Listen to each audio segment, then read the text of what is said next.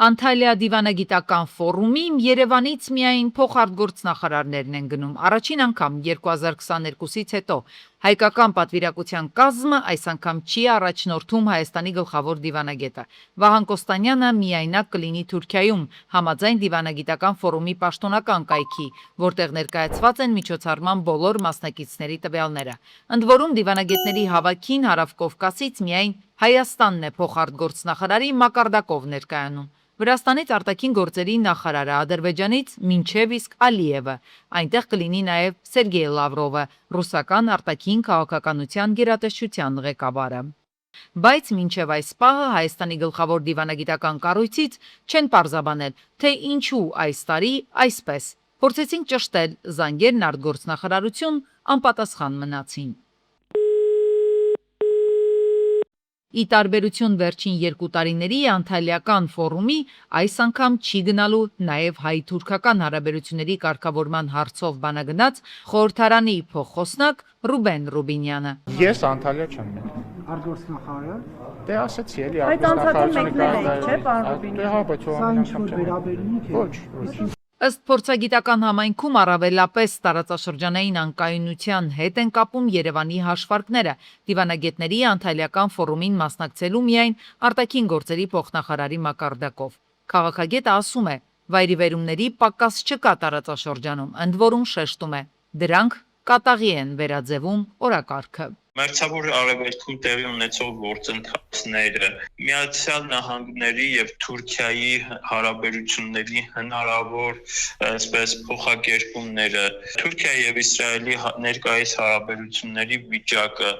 Իրանի տարածաշրջանային դերը եւ նշանակությունը, ինչպես նաեւ Իրան-Թուրքիա հարաբերությունների եւ շահերի հակասություններն ու որոշակի հարցերում համադրությունները ստեղծել են այնպիսի այսպես սպասողական եւ այսպես ասենք ոչ միանշանակ իրավիճակ, ինչը կարծում եմ թույլ է տվել Հայաստանի իշխանություններին որոշակի վերանայումներ իրականացնել այնուամենայնիվ։ Այսուհանդերձ արդեն գրեթե 4 տարի Ռուբեն Ռուբինյան քլչ պայմանավորվածությունը չի բացում հայ-թուրքական սահմանի պինդ զոդված դարպասները։ Ընդ որում միայն երրորդ պետությունների քաղաքացիների եւ դիվանագիտական անձնագիր ունեցողների համար, թեև Երևանն ամեն ինչ արել է, ըստ բանագնաց Ռուբինյանի։ Բացի այս, նախորդ տարեվերջին Թուրքիայի նախագահ Էրդողանը խոստացավ այս տարեսկզբին խորհրդանշական քայլեր անել Երևանին ընդառաջ հարաբերությունները կարգավորելու հարցում, բայց 2026-ի 4-րդ ամիսն է գլորվում։ Թուրքիայից նորություններ չեն հասնում, բացառությամբ թուրք պաշտոնյաների հայտարարության, թե Հայաստանի հետ հարցերը պարզելու համար Երևանը նախ պետք է լուծած լինի բոլոր խնդիրները Բաքվի հետ։ Այստեղ որևէ այսպես արտառոց բան չկա, որովհետև Թուրքիան երբեք չի թաքցրել, որ հայ-թուրքական հարաբերությունները կառուցվում են հստակ նախապայմաններով եւ այդ նախապայմաններն են այն հիմնական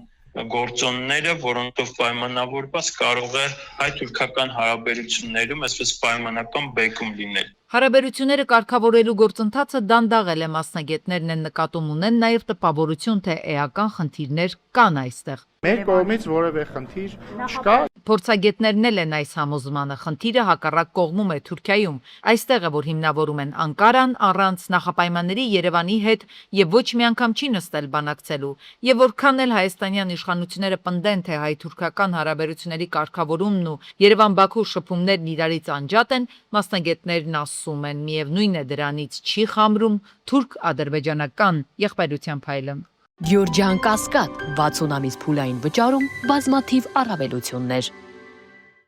Խաղաղություն, սոցիալական բնույթի բարեփոխումներ ու պետական համակարգում փոփոխություններ։ Սրանք վերջին 5 տարիների գլխավոր ձեռքբերումներն են ըստ վարչապետ Նիկոլ Փաշինյանի, ու կան այնպիսի փոփոխություններ, որոնցից հետագայում գրեթե անհնար կլինի հետ քայլանել։ Օրինակ, որոշիչ փոփոխություններ են կատարվել կրթական ու շինարարության ոլորտում, բանակում, պետական բյուջեի հավաքագրման գործընթացում, ու թեև կառավարության կատարողականի ներկայացման հիմնական շեշտադրումները դրական փոփոխությունների վրա են դրված, այնուամենայնիվ Փաշինյանը նաև բաց թողումներ է արձանագրում, մասնավորապես ջրային ու արդարադատության ոլորտներում։ Անկեղծ ասած, կարծում եմ, որ դատական համակարգի խնդիրների մի զգալի մասը հնարավոր չի լինելու իրականացնել առանց նոր համազրույցության ընդունման, որովհետև այդ իներցիայով տեղապտույտի վիճակը անընդհատ շարունակվելու է եւ սահմանադրական կարգավորումներ են պետք, որպեսզի այդ շատ, այսպես ասած, արհեստական պատճառները մենք կարողանանք մի կողմ դնել եւ առերեսվել դատական համակարգում առկա իրավիճակի։ Ցանկացած երկրի տնտեսական համակարգ ուղիղ կապակցված է տվյալ երկրի վարած ներքին ու արտաքին քաղաքականության հետ։ Ըստ Փաշինյանի, երբ երկիրը գտնվում է էսկալացիոն ռիսկերի տակ, իշխանությունների առաջին միտքը բյուջեի գումարները սոցիալական բնույթի նախաձեռնություններին ուղղելը չէ։ Առաջին հերթին երկրում անվտանգության զգացողություն ու պայմաններ է անհրաժեշտ ապահովել։ Ցանկացած էսկալացիա հանգեցնում է չնախատեսված ծախսերի։ Խաղաղությունն է բերել հնարավորություն տնտեսական աճի։ Այսինքն, որպեսզի մենք կանխատեսվածից ավել տնտեսական աճ ունենանք, կանխատեսվածից սպասվածից ավել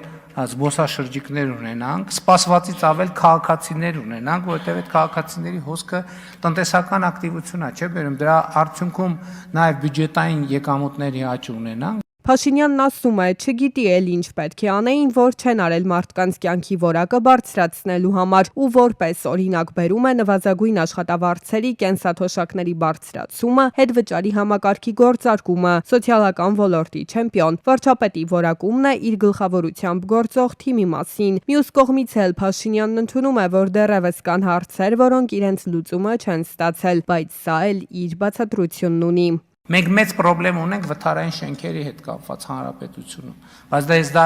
ինչ որ առումով սոցիալական ծրագիր է, բայց ինչ որ առումով մենք չենք կարող ուղղակի սոցիալական 100% տրամաբանությամբ մոտենալ այդ հարցին, դա նաև տնտեսական զարգացման եւ ներդրումային հնարավորություններ է, որտեղ կառավարությունը կմասնակցի։ Ընդ որում ես վստահություն ունեմ, որ Երևանում մենք այդ մտածած բանաձևում 100%-ով կլուծենք հարցերը, լավ 90%-ով, մնացած տեղերում էլ որոշակի մեխանիզմների պատկերացումներ ունենք, որ վթարային շենքերի խնդիրները լուծվի։ Եկամտային հարկի վերադարձի շրջանակում պետությունը քաղաքացիներին է վերադարձրել 324 միլիարդ դրամ։ Ենթադրվում է, որ այն քաղաքացիները, ովքեր օգտվել են այս ծրագրից, ունեն աշխատանք, կայուն եկամուտ, ինչի միջոցով էլ գեներացվում է հիմնական արդյունքը, որով պետությունը սոցիալական ծրագրեր է իրականացնում։ Իշխանությունների սոցիալական քաղաքականությունն ուղղված է աշխատող մարդուն աջակցելուն։ Ոնց կարա այնպես լինի, որ չաշխատելը ավելի շատ եկամուտ բերի, քան աշխատելը։ Սա անտրամաբանական է եւ անընդունելի է, եւ մենք մեր սոցիալական քաղաքականությունները պետք է այս ուղղությամբ վարենք։ Վերջում Փաշինյանը հորդորում է պարտաճանաչ վճարել հարկերը, խանութից դուրս չգալ առանց ՀԴՄ կտրոն վերցնելու։ Սա կընդլայնի սոցիալական նախագծերն ավելացնելու եւ բարելավելու հնարավորությունները։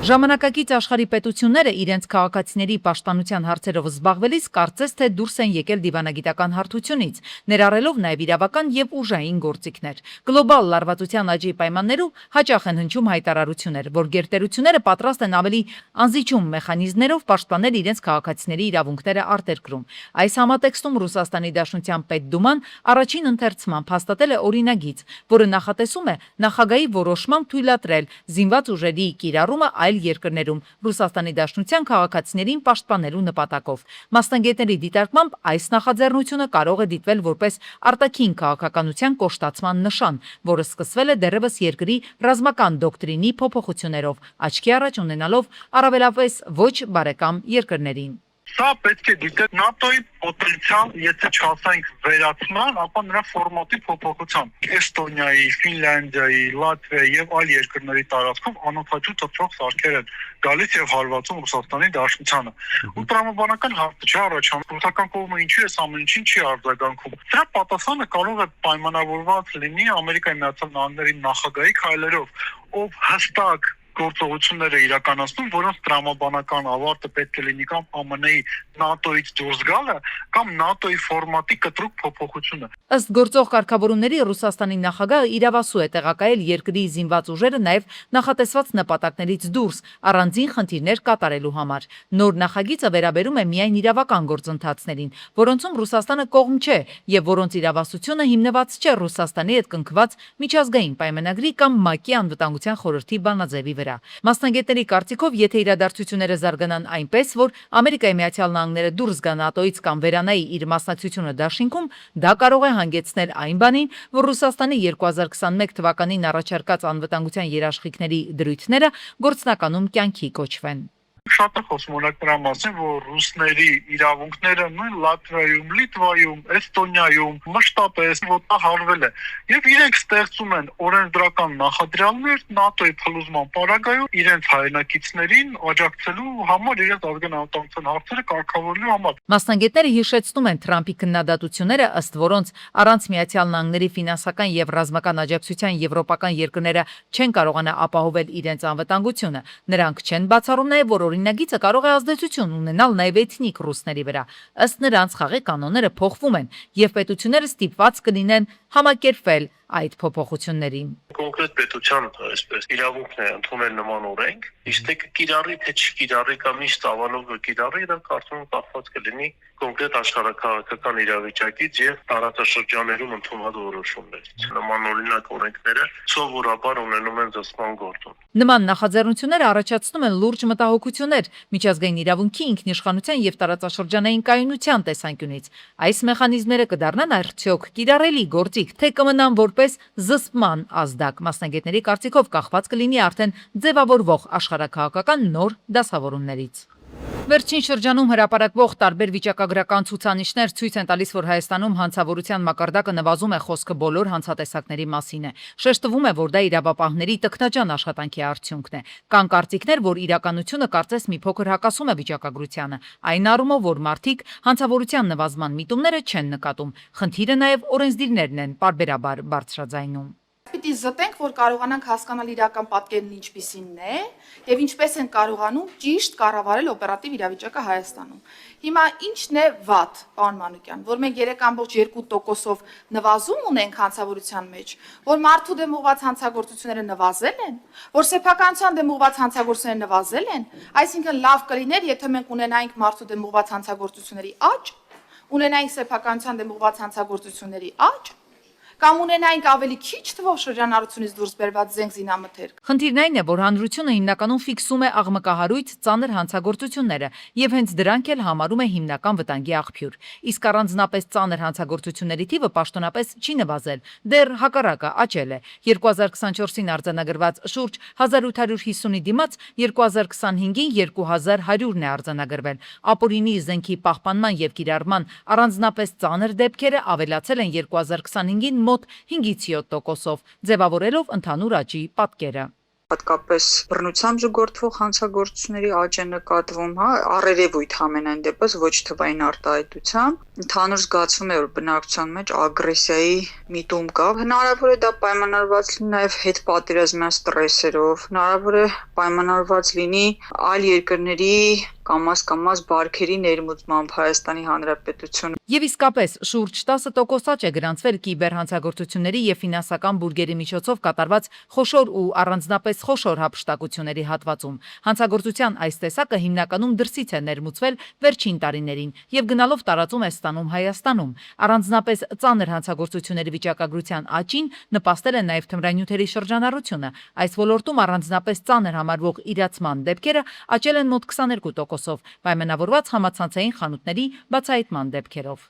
Մի քանի տարի առաջ մենք ունեցանք կառավարության համապատասխան որոշում, որտեղ տրվեցին թմրանյութերի չափերը, այո, այդտեղ եւս դեպի խստացում, հատկապես սինթետիկ թմրանյութերի հետ կապված, բավականին լուրջ խստացումներ եղան եւ շատ փոքր անգամ չափաբաժինը այսօր, եթե դա սինթետիկ թմրանյութ է ոչ բուսական, համարվում է առանձնապես խոշոր չափ, իսկ առանձնապես խոշոր չափի թմրանյութերի ապօրինի շրջանառությունը հատկապես իրացման նպատակով դա առանձնապես ծանր հանցագործություն է։ Նախորդ տարվա ընթացքում փորձագետները ֆիքսել են մեկ այլ միտում եւս, ինչի հետևանքով առանձնապես ծանր հանցագործությունների թիվը կարող է աճել։ Մեղադրյալներին կալանքի տանելու խնդիր կա, որպեսզի դատարանը ավելի հեշտությամբ կիրառի խափանման միջոց կալանքը, անձը պետք է մեղադրվի առանձնապես ծանր հանցագործության մեջ։ Դրա համար էլ որոշ արարքներ ծանրից վերավորակվել են առանձնակի ծանրի, ինչին էլ որոշակի դեպքերում միտված է եղել նախաքննական մարմնի ջանքերը, կարծում են իրավապաշտպանները։